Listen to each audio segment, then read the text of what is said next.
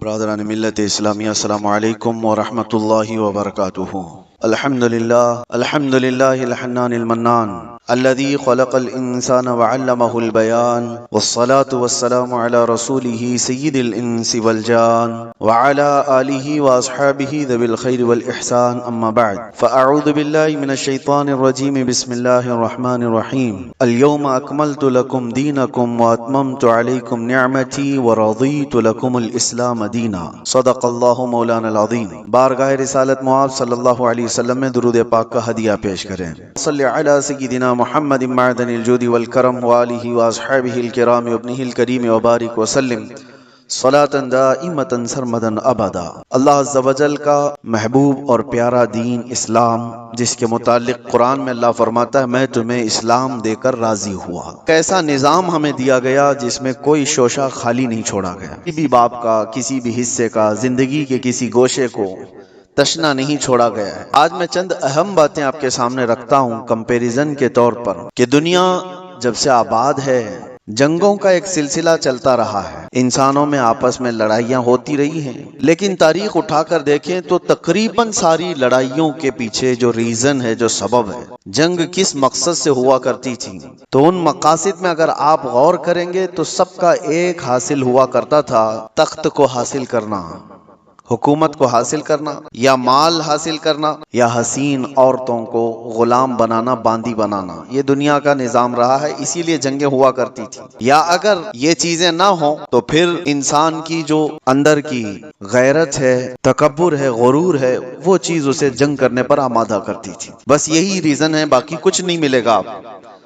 ایک قبیلے کی دوسرے قبیلے سے، ایک خاندان کی دوسرے خاندان سے، ایک ملک کی دوسرے ملک سے لڑائیاں ہیں، تو ان لڑائیوں میں، ان جنگوں میں آپ ریزن تلاش کریں گے سبب کے کس بنیاد پر ہے، تو یا تو وہ زمین کا حاصل کرنا ہے، ٹکڑے کو حاصل کرنا ہے، یا تو پھر اس علاقے کے زرخیز حصوں کے اوپر اپنا قبضہ جمانا ہے، یا تو پھر وہاں کے لوگوں کو غلام بنا کر اپنے انڈر میں رکھنا ہے۔ یہی ساری چیزیں ہیں پوری دنیا میں، پہلے سے یہی چلتا آ رہا ہے، اور لگ بھگ آج بھی اگر آپ دنیا پر نظر ڈالیں گے تو یہاں پر بھی جنگوں کا ایک مقصد یہی دکھے گا۔ ہاں، یا تو پھر کوئی اپنے آپ کو دادا کہے، بابا کہے، کوئی اپنے آپ کو سپر پاور کہے، اور اس کے بعد پھر دوسروں کو منوانے کی بات کہے کہ میری ہر بات تمہیں ماننی پڑے گی، دوسرا نہیں مانے گا، اگر آنکھ بھی دکھایا تو پھر جنگ ہو جائے گی، اگر وہ کمزور ہے، غریب ہے تو پھر جنگ ہو جائے گی۔ لیکن یہاں پر بھی مقصد جنگ کا یہی ہے۔ پوری دنیا میں تنہا اسلام کے متعلق میں آپ کو بتاؤں، اسلام میں جو جنگیں ہوئی، غزوات ہوئے صحابہ کے اور دوسروں کے درمیان، وہاں کیا مقصد رہا، کیا ریزن رہا۔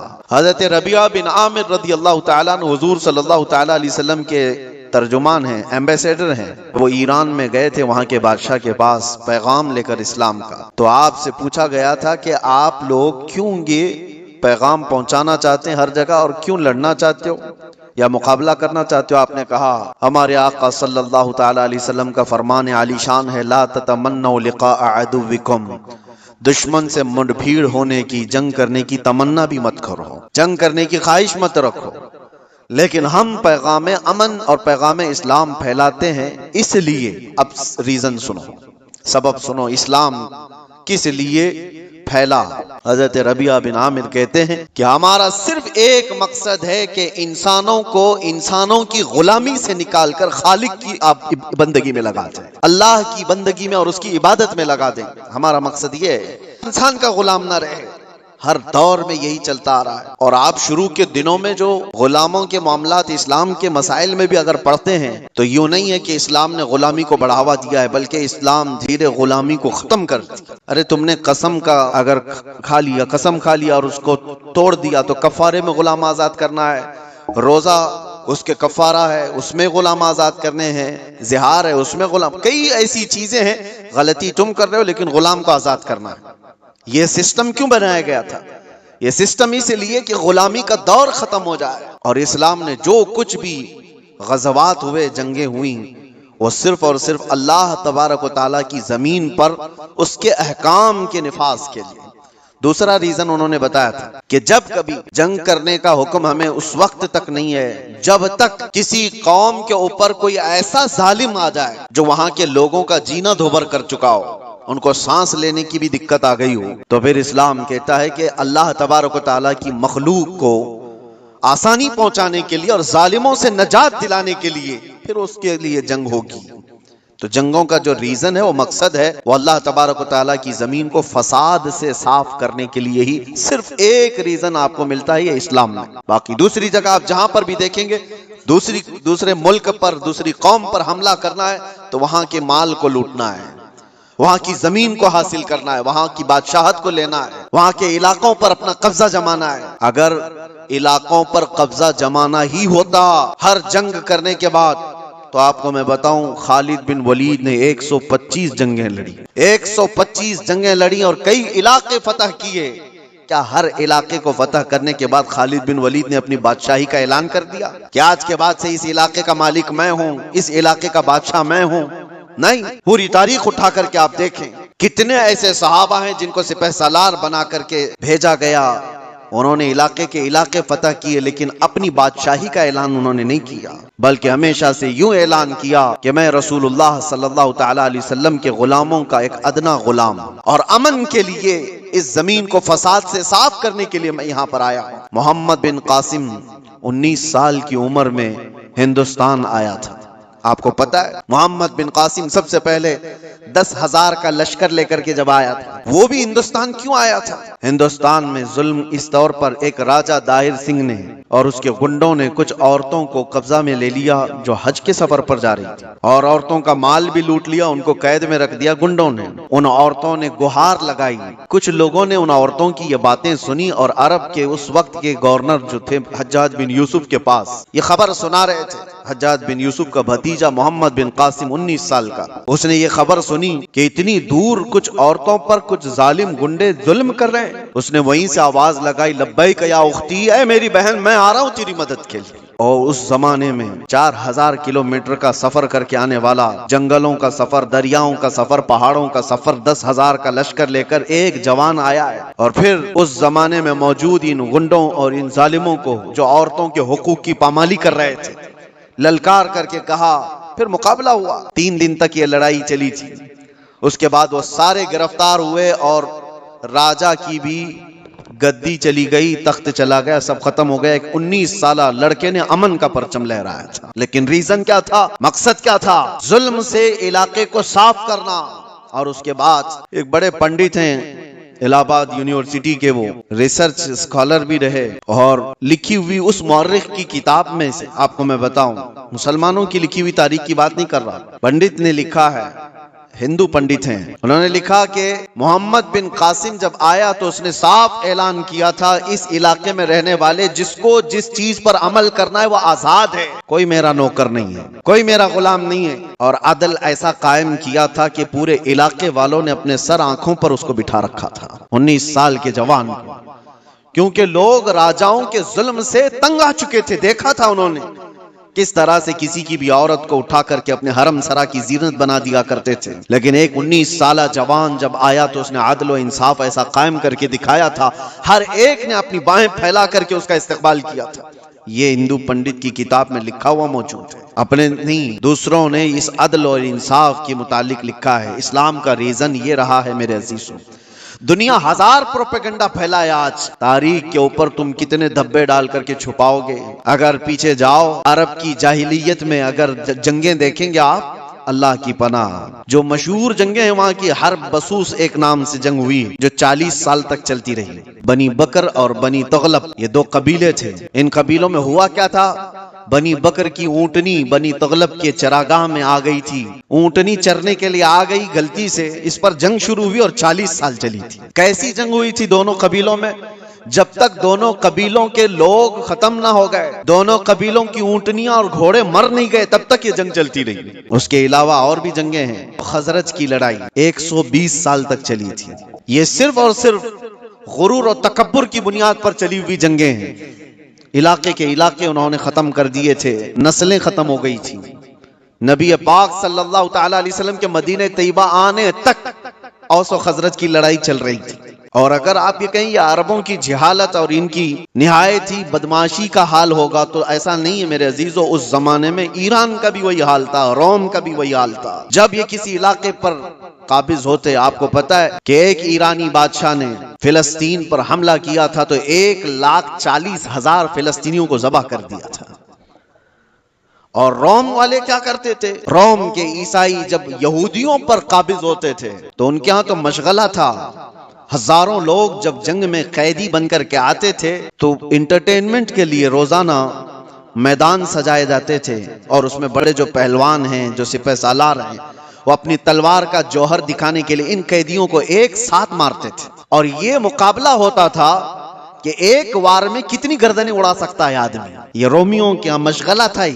ان کا جب یہودیوں کو قبضے میں لے لیتے تھے یا قیدی بنا کر لاتے تھے تو ایک تلوار کی وار پر 10 لوگوں کی گردنیں اڑانا وہ سمجھتے تھے بہادری کا جوہر ہے. اور کہیں پر ان کو اس چیز کا کوئی افسوس نہیں کہ انسان کس طرح کاٹے جاتے ہیں. ایک تو آپ کو میں بتاؤں، بہت مشہور ایک شخص ہے جس کو ڈارلنگ آف ہیومن ریس کہا جاتا ہے. تاریخ میں آپ پڑھ لیں نا، اس نے کیا ہے تقریباً 60,000 کے قریب یہودیوں کو قبضے میں لے کر ایک بہت بڑے علاقے میں ان کو باندھ دیا اور جنگل کے خطرناک درندے لا کر کے ان کے اوپر چھوڑ دیے گئے تھے. وہ نوچ کر کے کھاتے تھے اور یہ لوگ تماشا دیکھ کر تالیاں بجاتے تھے. یہ انسانوں کی زندگیوں کے ساتھ جو تماشے ہوتے رہتے تھے، یہ ایگو، یہ ان کا تکبر، یہ ان کا غرور، کسی مفتوح قوم پر، مغلوب قوم پر وہ اپنے غصے کی تمام چیزیں نکال دیا کرتے تھے. جب کبھی کسی پر قابض ہوئے، بیت المقدس کو کتنی مرتبہ خون میں نہلایا گیا آپ کو پتا ہے؟ ٹائٹس کے زمانے میں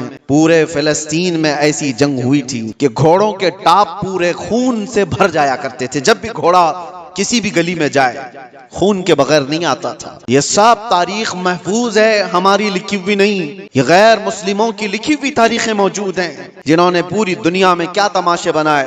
اور ایک طرف اسلام کے خلاف پروپیگنڈا پھیلانے والے، ان کو میں دعوت دیتا ہوں، آؤ مطالعہ کرو، آؤ مطالعہ کرو. کسی بھی جنگ کو چھیڑا نہیں گیا تھا. حضور پاک صلی اللہ تعالی علیہ وسلم کے زمانے پاک میں جتنے غزوات ہوئے تھے، وہ جتنی بھی جنگیں ہوئی وہ اس فارمولے پر ہوئی ہیں، چھیڑو مت، لیکن چھیڑے کوئی تو چھوڑو مت. یہی فارمولے پر جنگیں ہوئی. بدر میں میرے آقا صلی اللہ علیہ وسلم تشریف لے گئے. کیا بدر کو زبردستی لڑنے کے لیے بلایا گیا تھا؟ نافذ کی گئی تھی مسلمانوں پر. احد مدینے میں ہوئی ہے. کفار مکہ وہاں سے پورے قبیلے لے کر کے آئے تھے مدینے پر حملہ کرنے کے لیے. تو جنگ احد مدینے کے باہر ہوئی. جنگ خندق کہاں ہوئی؟ 12,000 کفار و مشرکین آئے تھے حضور پاک صلی اللہ علیہ وسلم اور صحابہ سے لڑنے کے لیے. اور کہاں پر؟ مدینے کے باہر ہی لڑائی ہوئی. گئے نہیں تھے، مدینے کے آس پاس ہوئی. یہ سب جنگوں کے بعد، ہر جنگ کا ریزن میں آپ کو بتاؤں، لیکن جنگوں کے بھی اصول ہوتے ہیں. لیکن دنیا یہ صرف اصول بتانے کے لیے کہتی ہے، آج اس پر عمل کوئی نہیں کرتا. عمل کوئی نہیں کرتا. آپ کیا سمجھتے ہیں یہ ظلم و بربریت جو کچھ بھی دنیا میں ہوئی کسی خاص قوم کے ساتھ ہے؟ سب قومیں اس میں ملوث ہیں، سب قومیں ملوث ہیں. ہمارے ہاں کی قوموں کے متعلق بھی تاریخ میں آپ کو بتاؤں، ہندوستان میں بھی کیا ہوتا رہا، کتنی بڑی جنگیں ہوئی اور کتنے لوگوں کا قتل عام ہوا. راجاؤں کے، مہاراجاؤں کے تخت حاصل کرنے کے لیے ایک دوسرے کی لڑائیوں میں کتنے گرجا گھر توڑے گئے، کتنے مندروں کو توڑا گیا، کتنے معبدوں کو توڑا گیا. یہ سب چیزیں تاریخ میں موجود ہیں. لیکن دنیا ان سب سے آنکھ بند کر کے ایک طرف ٹارگٹ کی ہوئی ہے، صرف اسلام، جبکہ سب کی تاریخیں بھری ہوئی. آپ کو اگر تاریخ پڑھنا ہے تو آپ اٹھا کر کے دیکھیں کس راجے نے اپنے تخت بچھانے کے لیے کتنے لوگوں کو اس تخت کے نیچے دبایا ہے. آپ کو پتا ہے یہ جو پیرامڈز بنے تھے اس کے متعلق بھی یہی کہا جاتا ہے. اہرامات مصر فراعنہ نے وہاں پر وہ ایک پتھر پتہ نہیں کتنے 1000 کلو کا ہے، اس طرح سے وہ جو بنائے گئے اس میں ہزاروں نے لاکھوں لوگوں کی لاشیں ختم ہو گئی ہیں. کتنے لاکھوں لوگ مر گئے اس میں. بادشاہوں کا نظام یہی رہا ہے، اپنے حصول کے لیے، اپنے جاہ کے لیے، اپنی طلب کے لیے انسانوں کا قتل عام کیا ہے، قتل عام کیا. اور جو ورلڈ وار فرسٹ اور ورلڈ وار سیکنڈ جو ہوئی اس کی بھی تاریخ اٹھا کر کے آپ پڑھیں کس لیے جنگیں ہوئی آپس میں. یہ تو زیادہ دور نہیں ہے نا، 1920 1940 کے بیچ میں، یہ زیادہ دور نہیں ہے، ابھی 100 سال پہلے کی بات آپ کو بتا رہا ہوں. فرسٹ ورلڈ وار اور سیکنڈ ورلڈ وار میں جو لوگوں کی موتیں ہوئی ہیں، فرسٹ میں تقریباً 3 کروڑ لوگ مارے گئے ہیں. کروڑ، 1 200 1000 2000 کی بات نہیں کر رہا ہوں، 3 کروڑ. اور سیکنڈ ورلڈ وار میں اس سے بھی زیادہ لوگ مارے گئے، زخمی ہوئے. یہ صرف اور صرف بادشاہوں نے اپنے تخت کے لیے، اپنی زمینوں کے لیے لڑائیاں لڑی. اور ٹوٹل میرے آقا صلی اللہ علیہ وسلم نے اپنی زندگی پاک میں 17 غزوات میں شرکت فرمائی. کتنے؟ 17 غزوات میں. اور ٹوٹل 17 غزوات کو ملائیں گے تو 252 لوگ مرے تھے، اس کے علاوہ نہیں۔ 17 جنگوں کی جو لسٹ بتائی جاتی ہے میرے عزیزوں، لیکن پھر بھی دنیا کو اعتراض ہے اسلامی جنگوں سے۔ آپ کو میں بتاؤں، جنگوں کے اصول ہوتے ہیں، اسلوب ہوتے ہیں، طریقہ کار ہوتے ہیں، لیکن کسی نے عمل نہیں کرنا ہے اس پر۔ گوانتانامو بے جیل کے متعلق سنا ہوگا، ابو غریب جیل کے متعلق آپ نے سنا ہوگا، امریکی لوگوں نے جو عراق جنگ کے بعد وہاں کے قیدیوں کے ساتھ سلوک کیا ہے، یہ ہم نے نہیں ہے، ہیومن رائٹس کی تنظیموں نے لکھا ہے، اس کو تاریخ میں موجود ہے۔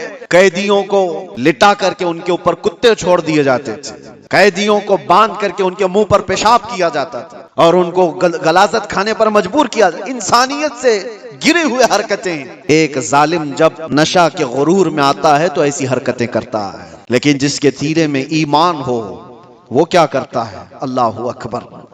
میرے عزیزو، محمد الرسول اللہ صلی اللہ تعالی علیہ وسلم کے پائے اقدس پر میں تمہیں لے کر چلتا ہوں۔ یہ وہ وقت ہے جب اللہ کے حبیب صلی اللہ تعالی علیہ وسلم کا پیغام دنیا میں بہت دور تک جا چکا تھا، یمن، عراق، شام، مصر، ہر جگہ پہنچ چکا تھا، اور 1,20,000 صحابہ اس وقت موجود تھے جب نبی پاک صلی اللہ تعالی علیہ وسلم کی قوت کا عالم تھا، غلبے کا وقت تھا، مکہ بھی فتح ہو چکا تھا، مدینے کے آس پاس کا علاقہ اسلام کے پرچم سے لہرا رہا تھا۔ یہ وہ دور کی بات نہیں کر رہا ہوں میں جب کفار مکہ سے بچ کر کے رہنا پڑتا تھا، چھپ کر کے تبلیغ کرنی پڑتی تھی، اس دور کی بات نہیں کر رہا ہوں، غلبے کے وقت کی بات کر رہا ہوں۔ یہ حضور پاک کی ظاہری زندگی کا آخری سال ہے جب میرے آقا صلی اللہ علیہ وسلم حج کر کے واپس تشریف لائے تھے اور بیمار تھے۔ اس وقت جب نبی کرم صلی اللہ تعالی علیہ وسلم کے نام کا چرچا قیصر اور کسریٰ کے جسموں میں کپ کپی طاری کر دیتا تھا، ہزاروں فوجیں تھر تھراتی تھی، غلبے کا وقت تھا، اس وقت نبی پاک صلی اللہ علیہ وسلم مسجد نبوی شریف میں بیٹھے ہیں اور اپنے صحابہ سے کہتے ہیں، کوئی ہے اس میں جس پر میرا کوئی حق باقی ہے تو مجھ سے لے سکتا ہے؟ کوئی ہے جس پر میرا کوئی حق باقی ہے تو وہ سوال کرے، میں دینے کو تیار ہوں۔ میرے عزیزوں، کون کہے گا یہ؟ غلبے کے وقت، طاقت کے وقت، جب پاور میں آ جائے کوئی پوچھ کر کے دکھائے کہ اسی پر کچھ باقی ہے تو یہ رسول اللہ کی شان ہے۔ اور ایسا نہیں میرے عزیزوں کہ یہ جملے ہیں جو آج کے ذلیل سیاسی لوگوں کے ہوتے ہیں۔ حضور نے جب یہ فرمایا تو ایک صحابی کھڑے ہو گئے، کہا میرا آپ کے اوپر ایک حق باقی ہے، آپ کے اوپر میرا ایک حق باقی ہے یا رسول اللہ۔ سب کی گردنیں اونچی ہو گئی، دیکھتے رہ گئے ان کو، کون ہے یہ؟ حضور پاک صلی اللہ علیہ وسلم نے ان سے کہا، آگے آؤ، تمہارا جو حق ہے وہ بتاؤ۔ حضرت عمر تو تلوار نکال لی تھی کہ رسول اللہ صلی اللہ علیہ وسلم کی بارگاہ میں ایسی بلند زبان کس کی ہے؟ لیکن اس صحابی نے کہا، ایک مرتبہ جنگ میں جا رہے تھے، صفوں کی ترتیب دے رہے تھے، میں تھوڑا سا آگے آ گیا تھا، آپ نے چھڑی سے مجھے مارا تھا، میں وہ بدلہ لینا چاہتا ہوں۔ اللہ اکبر۔ حق اتنا بھی ہوتا ہے میرے عزیزوں، حالانکہ قائد امن و اسلام اور بانی اسلام ہے میرے آقا صلی اللہ علیہ وسلم۔ میرے عزیزوں، اگر کوئی استاد اپنے شاگردوں کو ترتیب دینے کے لیے کوئی بات کر رہا ہو، لیکن اس کو بھی صحابی نے کہا، یہ حق ہے میرا آپ کے اوپر، حضور نے فرمایا ٹھیک ہے آ جاؤ۔ یہ نہیں فرمایا کہ بھرے مجمع میں کیا تم مجھ سے بدلہ لے لے گا، حضور نے فرمایا آ جاؤ، اور اپنے آپ کو پیش کر دیا کہ تم بھی مجھ سے بدلہ لے سکتے ہو۔ لیکن اس صحابی نے کہا، سب کی آنکھیں پھٹی تھیں، دیکھ رہے تھے کہ کیا منظر ہے، لیکن اس صحابی نے کہا، یا رسول اللہ، جس وقت آپ نے مجھے مارا تھا میں صرف تہبند پہنا تھا، جسم پر میرے کچھ بھی نہیں تھا، کرتا نہیں تھا، صرف میں تہبند پہنا ہوا تھا، اوپر سے جسم میرا کھلا تھا، اور میں یہ چاہتا ہوں کہ بدلہ اس حالت میں ہی لوں کہ آپ بھی اپنا جبہ اتار دیجیے، آپ بھی اپنے تہبند میں رہیے۔ نبی پاک صلی اللہ علیہ وسلم نے چوں چرا کچھ بھی نہیں فرمایا، اپنا جبہ اتار دیا۔ لاؤ دنیا کی قوموں کو ایک آئیڈیل، کوئی ایسا جو اپنے آپ کو اپنی قوم کے سامنے پیش کرے۔ یہاں تو ڈرپوک لوگ ایسے بیٹھے ہوئے ہیں جن کو کا سامنا کرنے کی ہمت نہیں ہے، طاقت نہیں ہے، اپنوں کے سامنے ہی وہ رعایا کا کیا مقابلہ کریں گے، کیا سامنا کریں گے۔ نبی پاک صلی اللہ علیہ وسلم نے اپنا جبہ پاک اٹھایا، اس صحابی نے آ کر حضور کے دونوں کندھوں کے بیچ جو مہر نبوت تھی اس کو بوسہ لے لیا۔ حضور کے دو شانوں کے بیچ میں مہر نبوت تھی جس کی چمک سورج سے زیادہ تھی، انہوں نے بوسہ لے لیا اور کہا، میں کامیاب ہو گیا اور میں بدلہ لے لیا، مجھے بس وہ مہر نبوت چھومنی تھی۔ لیکن میرے عزیزوں، وہ صحابی کا اپنا طریقہ تھا، لیکن رسول پاک صلی اللہ علیہ وسلم نے اپنے آپ کو پیش تو کر ہی دیا، اپنے آپ کو پیش تو کر دیا۔ اور جنگوں کے حالات کے متعلق آپ کو میں بتاؤں، بدر کے وہ 70 قیدی جن کو گرفتار کر کے مدینے لایا گیا تھا، لوگ تو کہہ رہے تھے ان کو مار دیا جائے، ان کو جلا دیا جائے، ان کو کاٹ دیا جائے۔ نبی پاک صلی اللہ تعالی علیہ وسلم نے ایک بھی قیدی کو قتل کرنے کا حکم نہیں دیا، کہا کہ گرفتار ہوئے، تلوار ہم پر اٹھائے تھے اس لیے آج یہ قیدی ہیں، آج یہ ہم پر، کیونکہ اگر غلبہ پاتے تو ہم کو مار دیتے، اصول تو یہی ہے، آج یہ قبضے میں آئے۔ لیکن میرے آقا صلی اللہ علیہ وسلم نے کیا نظام رکھا تھا، ان قیدیوں کو پوچھا گیا تم میں سے اگر کوئی ہنر جانتا ہے، کوئی فن جانتا ہے، کوئی کلاکاری آتی ہے تو آؤ میرے 10 صحابہ کو وہ ہنر سکھاؤ، تم آزاد ہو جاؤ۔ یہ دنیا میں پہلا ایسا منظر ہے کہ جنگ میں قیدی جو گرفتار ہو کر کے آئے ان کو یہ آپشن رکھا گیا، مال نہیں ہے تمہارے پاس فدیہ دینے کے لیے، کچھ نہیں ہے، لیکن کوئی ہنر جانتے ہو تو 10 صحابہ کو وہ ہنر سکھاؤ، تم آزاد ہو جاؤ۔ ہے کوئی دنیا میں اس طرح آزاد کرنے والا؟ مجھے بتاؤ۔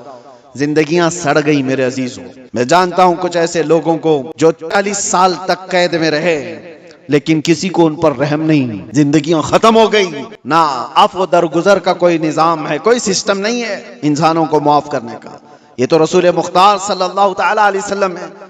یہاں تک کہ میرے عزیزوں، اسلام لانے کے بعد میرے آقا صلی اللہ علیہ وسلم نے فرمایا کہ اس کو اس کے پچھلے کاموں کی آر نہ دلائی جائے، اور یہ بھی فرمایا اگر کسی نے کسی گناہ سے توبہ کر لیا تو اس کو پچھلے گناہوں کی آر نہ دلائی جائے۔ اللہ کے حبیب صلی اللہ تعالی علیہ وسلم کے ہاں عفو درگزر کا، معاف کرنے کا اتنا زیادہ سسٹم ملتا ہے۔ تو جنگوں کے جو حالات میں آج آپ کو بتا رہا ہوں، دنیا کسی بھی حد تک گر سکتی ہے اور گر رہی ہے، مگر نظام اسلام یہ ہے کہ اگر جنگ بھی ہوئی ہے یا کہیں پر لڑائیاں ہوئی ہیں تو صرف امن قائم کرنے کے لیے، فساد کو زمین سے ختم کرنے کے لیے۔ جس طرح سے ڈاکٹر انجیکشن مارتا ہے تو یہ نہیں ہے کہ تمہیں سوئی چبھا کر کے درد دینا چاہتا ہے، اس بزم میں مقصود ہے اصلاح مفاسد، نشتر جو لگاتا ہے وہ دشمن نہیں ہوتا۔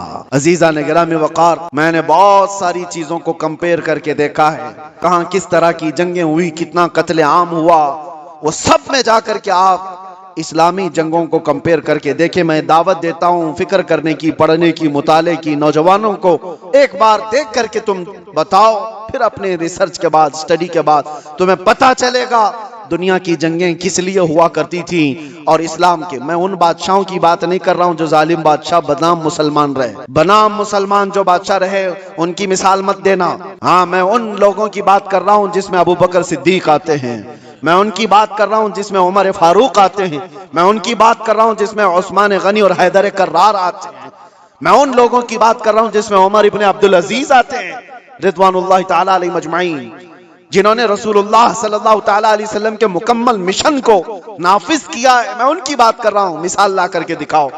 ہاں، اگر ظالم بادشاہوں کی کچھ تمہیں اکا دکا مثالیں ملتی ہیں تو میں اس کو اسلامی مثال نہیں سمجھتا۔ اسلام سے جس کا تعلق ہوگا وہ ظلم و بربریت نہیں کرے گا۔ اور دوسری بات آخری میں آپ کو بتاؤں، یہ دور بھی وہی ہے، پہلے کا دور بھی یہ چلتا آ رہا ہے۔ دشمنوں کے ساتھ مقابلہ کرنے کے لیے جواں مردی کے ساتھ مقابلہ کرو، جو اسلام نے بتایا، آمنے سامنے مقابلے ہوتے رہے۔ لیکن پہلے سے میں نے دیکھا ہے، صرف اور صرف اسلام کو چھوڑ کر میں بات کر رہا ہوں، دنیا کی ساری قومیں دشمن کو ہرانے کے لیے، مقابلہ کرنے کے لیے جن چیزوں کا استعمال کرتی آ رہی ہے وہ ذلیل چیزیں، دو چیزیں، دولت اور عورت۔ وہ اپنی بیٹیوں کو تک دشمن کے گھر بھیجنے پر راضی ہو جاتے ہیں۔ کتنی ایسی مثالیں آپ کو بتاؤں، لیکن اسلام نے کبھی اس چیز کو نہ جائز قرار دیا اور نہ ہی کبھی ایسے کام کو پروموٹ کیا کہ کوئی اپنی بیٹی کیا اپنے غلام کی بیٹی کو بھی کسی دشمن کے گھر کی زینت بننے نہیں دے سکتا، چاہے وہ جنگ کے حالات میں کیوں نہ ہو، جنگ کے حالات میں کیوں نہ ہو۔ سلطان صلاح الدین ایوبی کے کتنے سپہ سالاروں کو خریدنے کے لیے صلیبیوں نے اپنی بیٹیاں بھیجی، کتنی بیٹیاں بھیجی، وہ وفادار خواتین آتی تھی ان کی، اور یہاں پر ورغلا کر کے اپنے دامے فریب میں پھنسانے کے لیے ہر ممکن کوشش کرتی رہی۔ سپاہیوں میں شہوت کو پھیلانا تک پہنچ گئی۔ آج بھی کئی بادشاہوں کے حرم سراؤں کی زینت بنی ہوئی ہیں دوسروں کی بیٹیاں۔ یہ زمانے میں ہر قوم اپناتی آئی ہے، لیکن اسلام نے کبھی اس کو پروموٹ نہیں کیا، کبھی نہیں۔ بلکہ صدیق اکبر رضی اللہ تعالیٰ عنہ کے زمانے میں ایک یہودی خاتون آئی اور کہا میں مدینے چھوڑ کر یمن جانا چاہتی ہوں۔ یہودی عورت تھی، کہا مجھے گھٹن محسوس ہو رہی ہے، میں یمن جانا چاہتی ہوں۔ صدیق اکبر نے کہا کوئی بات نہیں، 2 جوان صحابہ کو اس خاتون کے ساتھ کر دیا اور کہا اس کو یمن تک صحیح سلامت چھوڑ کے آنا، اور اس کو اونٹنی پر سوار کیا گیا۔ 2 نوجوان صحابی، یہودی عورت ہے، مسلمان عورت کی بات نہیں کر رہا ہوں، اس کو یمن تک لے کر کے گئے. ہاں چیکنگ پوائنٹ آتی تھی, لوگ پوچھتے کون ہے, کہاں سے آ رہا ہے, یہ دونوں جوان جواب دیتے خلیفہ اسلام صدیق اکبر کی کوئی مہمان ہے, یمن جا رہی ہے. کوئی سر اٹھا کر نہیں دیکھتا تھا. وہ خاتون یمن پہنچتی ہے اور اس کے بعد سارے لوگوں کو, اپنے قبیلے کو, خاندان کو جمع کر کے کہتی ہے میں تو وہاں سے یہ سوچ کر کے آ رہی تھی کہ یہ مسلمان وحشی ہوں گے, ہماری عزتوں پر حملہ کریں گے, مگر پورے سفر میں نے 2 جوانوں کو دیکھا, ایک بار بھی نظر اٹھا کر دیکھنے کو تیار نہیں. میں گواہی دیتی ہوں کہ اسلام سچا ہے اور مدینہ ہی پرامن ہے. میں واپس جاتی ہوں اسی حرم میں جہاں رسول اللہ نے امن کے پیغام پہنچائے تھے. یہ بیٹیوں کی حفاظت کے لیے. آپ کو پتا ہے اورنگزیب آج دنیا بھر میں یہ جو ایک چھبی کو خراب کرنے کی کوشش کی جاتی ہے, تاریخ کو توڑ مروڑ کر بتانے کی. آپ کو پتا ہے, آپ تاریخ دیکھیں, میں اورنگزیب کی پوری تاریخ بتانے کے لیے نہیں کھڑا ہوں, لیکن ایک چیز ملتی ہے. بنارس میں ایک پنڈت کے گھر ایک لڑکی تھی, جوان لڑکی, اور جب وہ جوان ہوئی تو بنارس میں اس وقت جو گورنر تھا کوتوال تھا, شاید اس کا نام ابراہیم کچھ تھا, مسلمان تھا, عیاش قسم کا تھا. لڑکیوں کے اوپر ڈورے ڈالنا, ان کو پکڑنا, ان کو اپنے حرم میں زینت بنانا, یہ اس کے کام تھے.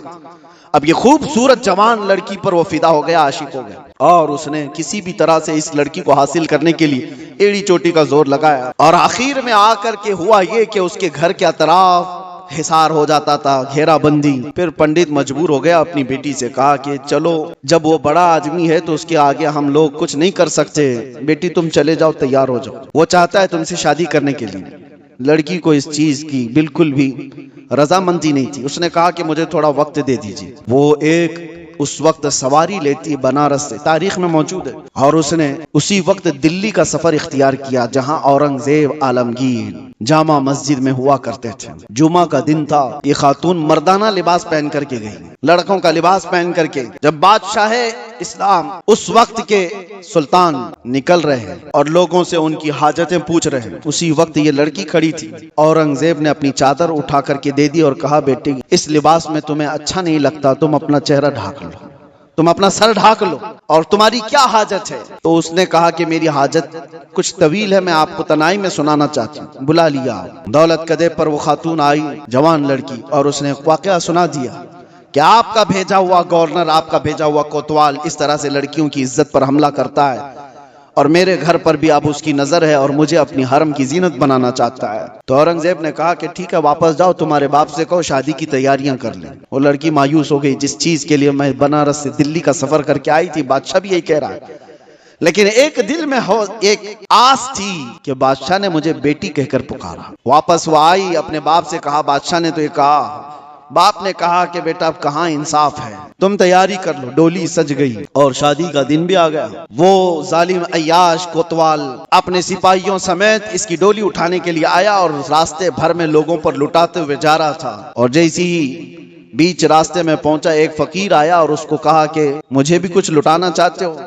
اس نے کہا نیچے جتنی گری ہوئی ہیں وہ سب اٹھا لے. اس فقیر نے اس کو بگی سے نیچے کھینچ لیا. تو جیسے ہی نیچے کھینچا, یہ کوتوال جلادوں سے پکار کر کہا کہ کون فقیر ہے جو بدتمیزی کر رہا ہے, تم سب کے سب آ جاؤ. فقیر اپنا جبہ اٹھاتا ہے تو وہ اورنگزیب وہاں پر کھڑا ہے. کہا والی ہندوستان عالمگیر تیرے سامنے کھڑا ہے, اور کیا تجھے اس کام کے لیے اس شہر بھیجا گیا تھا کہ تو روز اپنی حرم سراؤں میں نئی لڑکیوں کو زینت بنایا اپنی بستر کا؟ اور اس کے بعد اسی وقت اس کی ساری چیزیں چھین لی گئی, پھر اس کو گھوڑے کے پیروں پر باندھ کر کھینچا گیا. اس لڑکی کی بارات جو نکلی تھی بغیر کسی چھوت کے, بغیر کسی چھوئے, عزت کے ساتھ ڈولی کو واپس اس کے گھر پہنچایا گیا, اور اس کو میں جلادوں کے حوالے کر دیا گیا, کوتوال کو جو ظالم تھا, عیاش تھا.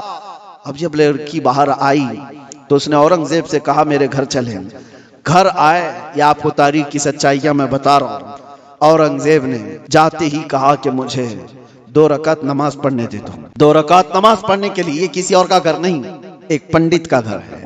نماز پڑھنے کے لیے جگہ دی, نماز پڑھا. اورنگزیب نے کہا فوراً مجھے پانی دو, شدت کی پیاس لگی ہے.